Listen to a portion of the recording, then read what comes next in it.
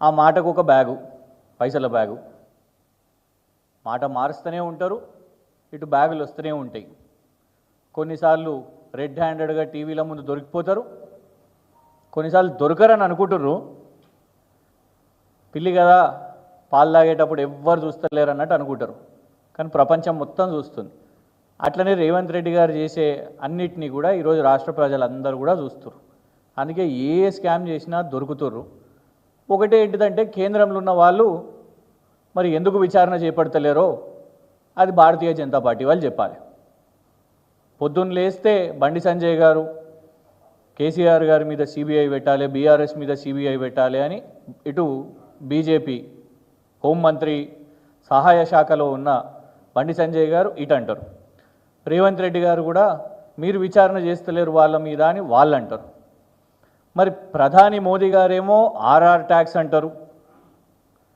ఈటల రాజేందర్ గారు ఏకంగా మంత్రి గారు సతీమణి కమిషన్ తీసుకుంది అని అంటారు.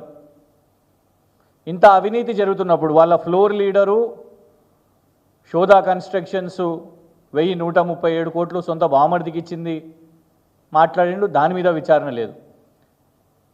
అయితే ఇవన్నీ ఎందుకు చెప్తున్నానంటే కేవలం తెలంగాణ రాష్ట్రంలోనే మాట్లాడుతున్నారా లేకుంటే మోదీ గారు తెలంగాణకు వచ్చే మాట్లాడుతున్నారా అంటే కాదు. పక్క రాష్ట్రంలో కూడా ఈరోజు రేవంత్ రెడ్డి గారి మీద అవినీతి ఆరోపణలు వస్తున్నాయి. మరి దీని మీద ఇటు కాంగ్రెస్ విచారణ కోరుతుందా? ఎందుకంటే వెరైటీ ఏంటంటే రేవంత్ రెడ్డి గారు ఒక కొత్త రూల్ చెప్పారు, మనమే విచారణ అడగాలనంట. కేటీఆర్ గారి విషయంలో మొన్న చెప్పారు, ఎందుకు కేటీఆర్ గారు ఇంట్లో విచారణ అడుగుతలేరు అని.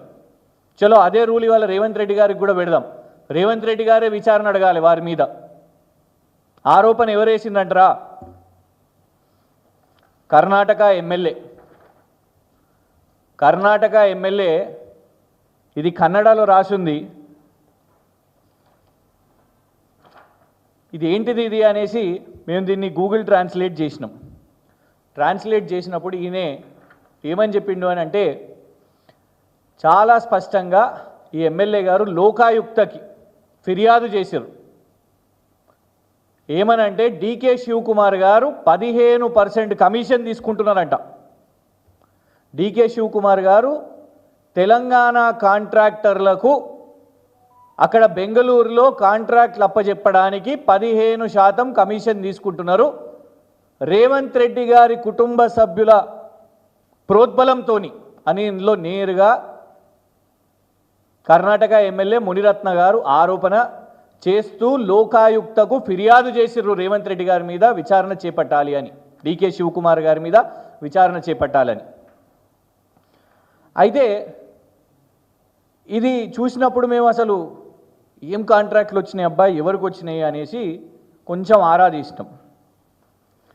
ఆరా తీసినప్పుడు ఇటీవలే కేపీసీ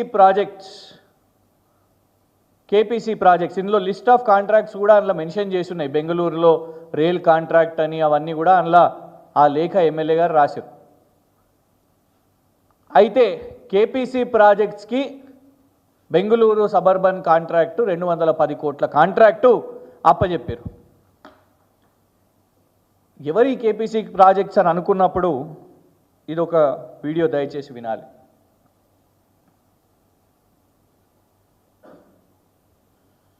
అతని పేరు అనిల్ కుమార్ కామిశెట్టి. ఇతనిలో ఉన్న గొప్పతనం ఏంటంటే ఇతను ఆర్కిటెక్టో ఇంజనీరో లేకపోతే అద్భుత కళాఖండాలను సృష్టించే మంచి ఏమంటారు ఆర్టిస్టో కాదు. కేటీఆర్ క్లాస్మేట్ ఫ్రెండ్ శ్రీధర్ తేలుకుంట్ల అని ఒక సేటు ఉన్నాడు. ఆ సేటుకు అత్యంత సన్నిహితుడు. కేటీఆర్ అత్యంత సన్నిహిత మిత్రుడు తేలుకుంట్ల శ్రీధర్. ఆ తేలుకుంట్ల శ్రీధర్కు కావాల్సినోడే అనిల్ కుమార్ కామిశెట్టి. రాష్ట్రంలో ఎవరు ఎక్కడ చనిపోయినా కేసీఆర్ గారి మీద నెపమేయాలి, కేసీఆర్ గారి మీద హత్యారోపణలు వేయాలి. ముఖ్యమంత్రి కార్యాలయంలో కూర్చున్న అధికారులు, ప్రభుత్వ అధికారులు మీడియా గ్రూప్స్లో మొత్తం ఇక పంపించాలి కేసీఆర్ గారి మీద హత్యారోపణలు వేస్తూ. అట్లా రాష్ట్రంలో ఎవరు వ్యాపారం చేసిన గతంలో వారు కేటీఆర్ గారు సన్నిహితులు, కేటీఆర్ గారు స్నేహితులు అనేసి అన్నారు. మరి ఇవాళ కర్ణాటక ప్రభుత్వంలో ఇదే కేపీసీ ప్రాజెక్ట్స్ రేవంత్ రెడ్డి చెప్పిన కేపీసీ ప్రాజెక్ట్ ఆయన ఇంజనీర్ కాదు, ఆయన ఆర్కిటెక్ట్ కాదు, ఆయన కాంట్రాక్టర్ కాదు, ఏమీ కాదు. కానీ ఆయన సంస్థకు బెంగళూరు సబర్బన్ రైల్ ఆయనకు కాంట్రాక్ట్ వస్తుంది. దీనికి రేవంత్ రెడ్డికి ఏం సంబంధం అని ఎందుకు అంటున్నాము అని అంటే, ఇది రేవంత్ రెడ్డి గారు సోదరులు తిరుపతి రెడ్డి గారు మరియు ఇప్పటిదాకా రేవంత్ రెడ్డి ఆరోపణ చేసిన కేపీసీ ప్రాజెక్ట్స్ అనిల్ కుమార్ ఇటీవలే కలిసి దిగిన ఫోటో. అంటే డీలు ఎంత కుదిరిందో ఇలా రేవంత్ రెడ్డి గారు ప్రభుత్వం చెప్పాల్సిన అవసరం ఉన్నది. కేటీఆర్ సన్నిహితుడు అన్నావు, ఆయన వ్యాపారాలు చేయొద్దని అన్నావు, ఆయన కాంట్రాక్టర్ కాదు అని అన్నావు. మరి షాడో ముఖ్యమంత్రి ఎవరైతే ఈ కర్ణాటక ఎమ్మెల్యే ఆరోపణ చేస్తున్నాడో తెలంగాణకు చెందిన కాంట్రాక్టర్లకు డీకే శివకుమార్ కమిషన్లు తీసుకొని బెంగళూరు కాంట్రాక్ట్లు అప్పచెప్తున్నాడు అనేది ఇగో ఈ రేవంత్ రెడ్డి సుట్టం ఎవరో కాదు, షాడో ముఖ్యమంత్రి, తెలంగాణ షాడో ముఖ్యమంత్రి ఎవరైతే కారుకి నంబర్ ప్లేట్ పెట్టుకోడో, సెక్యూరిటీ లేనిది బయట తిరగడో, కలెక్టర్లు కూడా ఆఫీసులకి వెళ్ళి బయటికి ఉరికొచ్చి అన్న రాయే పెద్ద ఆయనే అని బొకేలు ఇచ్చుకొని చిన్న స్కూల్ పిల్లలు స్వాగతం పలకడానికి నిలబడతారో ఆ అనుముల తిరుపతి రెడ్డి మరియు నువ్వు చెప్తున్న కేపీసీ ప్రాజెక్ట్స్. రేవంత్ రెడ్డి గారి అజెండా ఏంటంటే బెదిరించు, అది తుపాకీ చూపెట్టి బెదిరిస్తుండా, ఆయన రైఫిల్ ఉండే కదా, అది ఉన్నదో అప్పచెప్పేసిండో. కానీ మా రైఫిల్ రేవంత్ గారు ఇటు బెదిరిస్తారు, తర్వాత బెదిరియగానే సెటిల్మెంట్ వీలు చేస్తారు. ఎందుకు చెప్తున్నాను అంటే కాంగ్రెస్ ప్రభుత్వం, ఇది రేవంత్ రెడ్డి గారు మీరు స్పీచ్ చూసారు, ఆయన నేరుగా ఆ కాంట్రాక్టర్కి వ్యతిరేకంగా మాట్లాడాడు. వాళ్ళ ప్రభుత్వం రాగానే రేడ్లు చేసిరు, ఆ కంపెనీ మీద రేడ్లకు పంపించింది ప్రభుత్వం. ఫస్ట్ మాట్లాడి బెదిరియాలి, తర్వాత నీ దగ్గరున్న సంస్థలను పంపించి రేడ్లు చేపియాలి, ఆ తర్వాత సెటిల్మెంట్ చేసుకోవాలి, ఆ తర్వాత కాంట్రాక్ట్లు అప్పచెప్పాలి. అందుకే పూటకొక మాట పూటకొక బ్యాగు. అటు ఒక ఆయననేమో సోదరుడేమో బెదిరిస్తాడు, ఇంకొక ఆయనేమో సెటిల్మెంట్ చేస్తాడు. ఇట్లా కాంట్రాక్ట్లు నడుస్తున్నాయి. ఇది కేవలం ఈ ఒక్క అంశమే కాదు. గతంలో రేవంత్ రెడ్డి గారు ఇంకొక వ్యక్తి గురించి కూడా మాట్లాడారు, ఇంకొక సంస్థ గురించి కూడా మాట్లాడారు. సో నా కంప్లైంట్ అధికారికంగా గచ్చిబౌలిలో ఎంఆర్ ప్రాపర్టీస్ అని ఒక కాలనీ ఉంది, అక్కడ పెద్ద పెద్ద విల్లాలు వచ్చినాయి. According to my knowledge, subject to correction, there is no such permissions for that MR properties. చిన్న వాళ్ళనైతే కూలగొడుతుండ్రు, పెద్ద పెద్ద ప్యాలెస్లు కట్టుకున్న వాళ్ళ మీద మనం దృష్టి పెడుతున్నట్లేదు. ఎంఆర్ ప్రాపర్టీస్ స్పెసిఫిక్ కంప్లైంట్ నేను మీ దృష్టికి తీసుకొస్తున్నా, మీరు నోట్ చేసుకొని దాంట్లో అసలు పర్మిషన్ ఉందా లేదా, పర్మిషన్ లేకపోతే ఎప్పటిలోగా కూలగొడతారో నెక్స్ట్ టైం మీటింగ్ లోపల మీరు క్లారిటీ ఇవ్వండి. Thank you.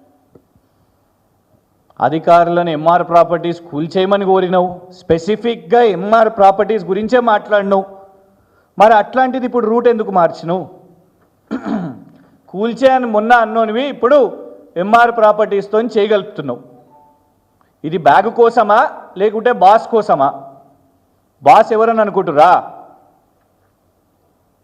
మొన్న మోదీ గారిని కలిసిరు, మోదీ గారిని కలిసి రాగానే కేవలం 2 రోజుల్లోపే ఈ సమావేశం జరిగింది. ఎందుకు ఎంఆర్ ప్రాపర్టీస్ మీద సడన్గా ముఖ్యమంత్రి గారి కన్ను పడ్డది అని అనుకుంటే బిగ్ బాస్ ఉన్నాడు. బిగ్ బాస్ 2 రకాల్లో వస్తాడు దేశంలో, అయితే డైరెక్ట్ వస్తాడు లేకుంటే ఇండైరెక్ట్గా వస్తాడు. డైరెక్ట్గా బీజేపీ ప్రభుత్వం ఉన్న దగ్గర వస్తాడు, ఇండైరెక్ట్గా కాంగ్రెస్ ప్రభుత్వం ఉన్న దగ్గరకు వస్తాడు. ఎవరు అనుకుంటుర్రు? ఇప్పటి వరకు తెలంగాణలో రెడ్ కార్పెట్ వేయకుండా కేసీఆర్ గారు ప్రభుత్వం ఉన్నప్పుడు ఆయన వచ్చిండు, కాంగ్రెస్ వాళ్ళు గది ఒకటే ఫోటో చూపెడతారు సెక్రటేరియట్లో, ఆయన వచ్చి కేసీఆర్ గారు కలిసింది. కానీ కేసీఆర్ గారు ఏమన్నారు? మా సింగరేణి నీకు ఇయ్యం, మా విద్యుత్ నీకు ఇయ్యం, గెట్ అవుట్ అని చెప్పిండు. ఒక్క రాష్ట్ర ప్రభుత్వం కూడా, కేసీఆర్ గారు ఒక్క రాష్ట్ర ప్రభుత్వం ప్రాజెక్టు కూడా ఆయనకి ఇయ్యలేదు. ఆయన ఇప్పుడు మళ్ళా కాంగ్రెస్ ప్రభుత్వం రాగానే డైరెక్ట్గా వచ్చారు. డైరెక్ట్గా వస్తే బీఆర్ఎస్ ఊరుకుంటుందా? బీఆర్ఎస్ నిలదీసింది. అసెంబ్లీలో టీషర్ట్లు వేసుకున్నారు ఎమ్మెల్యేలు. కేటీఆర్ గారు, హరీష్ రావు గారు, మొత్తం అందరు, జగదీశ్వర్ రెడ్డి గారు, అందరు ఎమ్మెల్యేలు అసెంబ్లీలో టీషర్ట్ వేసుకొని పోయారు. అటు రాహుల్ గాంధీ కూడా పార్లమెంట్లో వేసుకున్నాడు. ఇక్కడ ఏం చేసిర్రు? అరెస్ట్ చేసిర్రు. ఆ తర్వాత జాతీయ న్యూస్ అవ్వగానే నువ్వు 100 కోట్లు ఆయన దగ్గరికి వెళ్ళి ఎట్లా తీసుకుంటావు అనేసరికి నామమాత్రానికి ఆ 100 కోట్లు వాపస్ ఇచ్చిండు. కానీ కొడంగల్లో పెట్టే సిమెంట్ ప్లాంట్ కానివ్వండి, భూములు కానివ్వండి, రామన్నపేటు సిమెంట్ ప్లాంట్ కానివ్వండి, ఇవేవి రద్దు కాలే. ఎగ్జాక్ట్లీ మీరు గెస్ చేస్తున్నది కరెక్టే. అదానీని ఇండైరెక్ట్గా తెలంగాణలో తీసుకురావడానికి, ఎందుకంటే కేవలం 1 నెల ముందే దుబాయ్లో ఇదే ఎంఆర్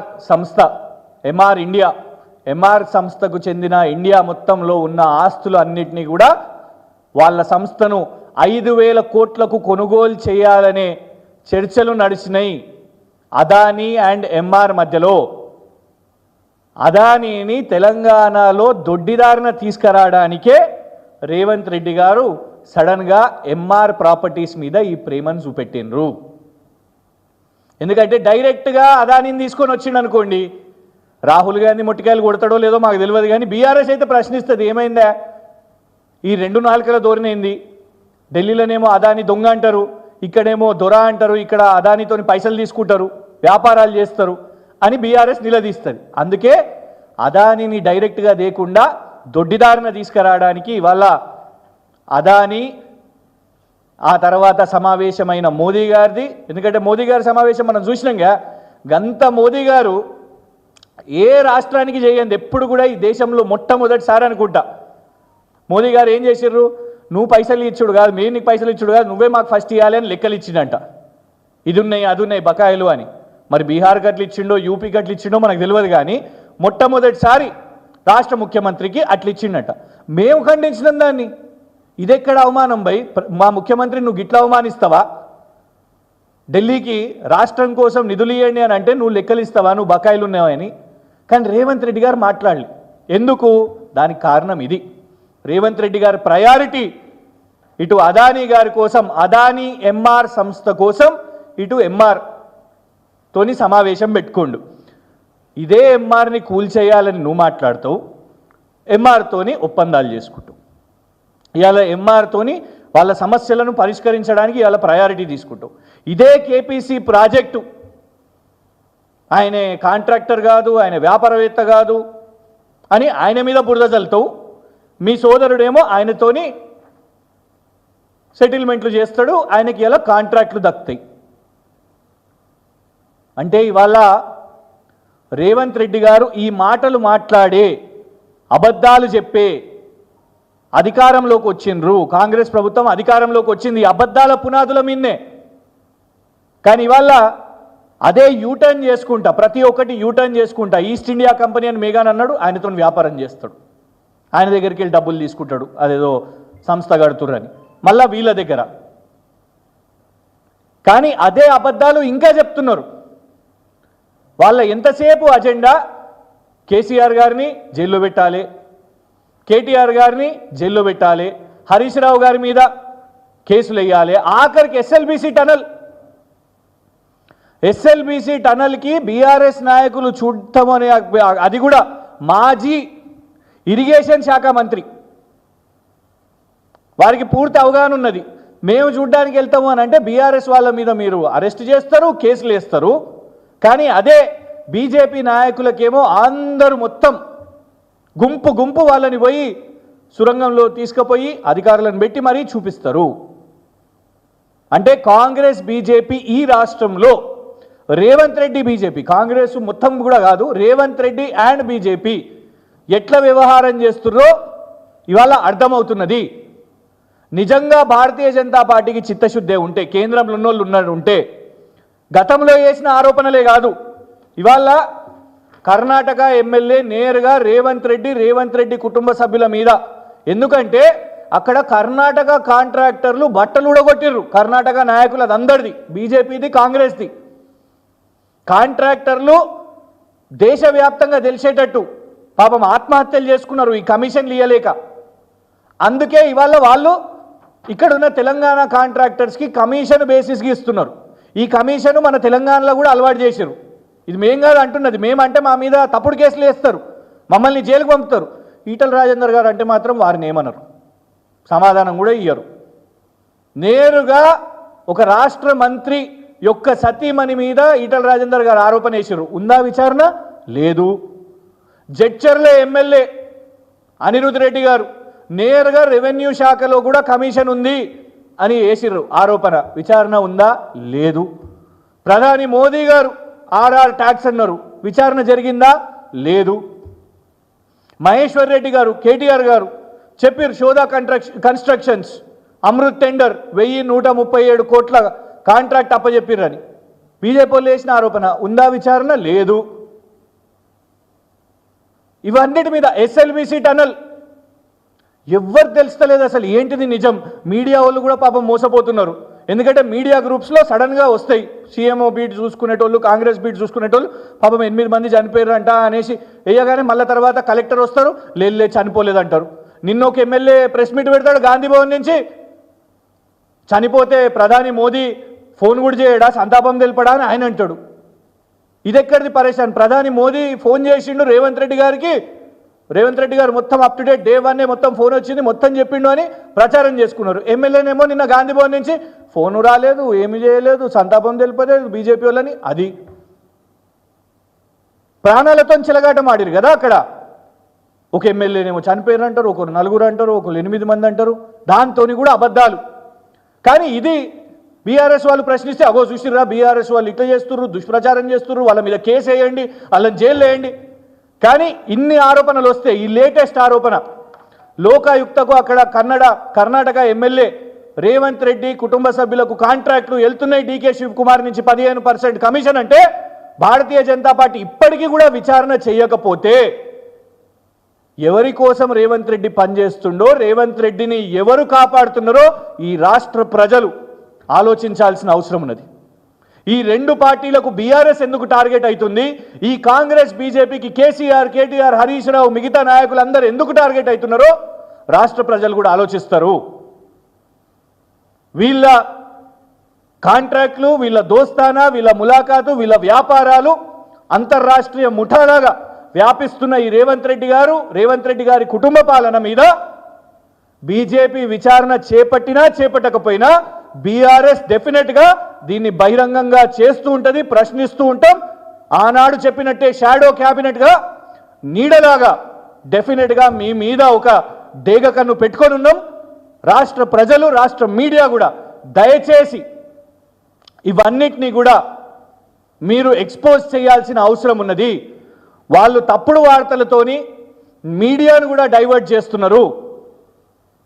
వాళ్ళు మీడియాకు రిలీజ్ చేస్తున్నాయి, తర్వాత మళ్ళా యూటర్న్ అవుతున్నాయి. అక్కడ క్వశ్చన్ అయ్యేది మీడియా రిపోర్టింగ్కి క్వశ్చన్ అవుతుంది, క్రెడిబిలిటీ క్వశ్చన్ అయ్యేది రేవంత్ రెడ్డి గారిది కాదు. నష్టపోయేది రేవంత్ రెడ్డి గారికి క్రెడిబిలిటీ లేదు, లేనే లేదు. ఆయన ఒకరోజు కొడంగల్లో ఫార్మా అని గెజెట్ తీస్తాడు, ఆ తర్వాత ఫార్మా అనలేదు కదా, నేను పరిశ్రమలు అన్నా కదా, ఇండస్ట్రీస్ అన్నా, ఫార్మా ఎవరన్నారు? కానీ రాజముద్ర ఉన్న గెజెట్ అయితే తెలుస్తుంది కదా. దయచేసి రాష్ట్ర మీడియాని మేం కోరేది ఏంటంటే, with most respect, Revanth Reddy గారికి క్రెడిబిలిటీ లేదు. వారు ఇచ్చే స్టేట్మెంట్స్ని మీరు పదే రీచెక్ చేసుకోండి. వాళ్ళ ఎమ్మెల్యేలు ఒకటి మాట్లాడతారు, అధికారులు ఇంకోటి మాట్లాడతారు, చీఫ్ మినిస్టర్ కార్యాలయం ఒకటి మాట్లాడుతుంది, కాంగ్రెస్ గాంధీ భవన్ ఇంకోటి మాట్లాడుతుంది. మేం మాత్రం డెఫినెట్గా వారు చేసే ప్రతి ఒక్క ఒప్పందం, వారు చేసే ప్రతి ఒక్క వ్యాపారం మీద కన్నేసి ఉంచినాం. కాబట్టి ఇవాళ బ్లాక్ మెయిలింగ్ రాజకీయాలకు రేవంత్ రెడ్డి గారి కుటుంబం వాళ్ళు వేస్తున్న ఆరోపణ, ప్లస్ ఇటు కేపీసీ ప్రాజెక్ట్స్, ఇటు ఎంఆర్, ఒక ముఖ్యమంత్రి, ఇటు ముఖ్యమంత్రి సోదరులు వాళ్ళు చేస్తున్న వ్యాపారాలు, రాష్ట్ర ప్రజలు వీళ్ళను నమ్మేదో ఓట్లేసి ప్రజలకి ఏదన్నా మంచి చేస్తారు కావచ్చు. ఇటు కరెంటు కోతలు ఉన్నాయి, ఇటు నీటి ఇబ్బందులు ఉన్నాయి, రాష్ట్రంలో ఎన్నో ఇబ్బందులు ఉన్నాయి, ఇది పట్టించుకుంటారు కావచ్చు అని అనుకుంటే మొత్తం బ్రదర్స్ అంతా బిజినెస్ మీద పడ్డారు. ఇది బ్రదర్స్ యొక్క బిజినెస్ రహస్యం. ఇటు బెదిరించు, ఇటు సెటిల్మెంట్ తీసుకో. ఇటు వీడియోలో మాట్లాడు వాళ్ళ గురించి కూల్ చేస్తాం, పడగొడతాం, ఖతం చేస్తామనో ఇటు బ్యాగ్ వచ్చేస్తుంది. Thank you.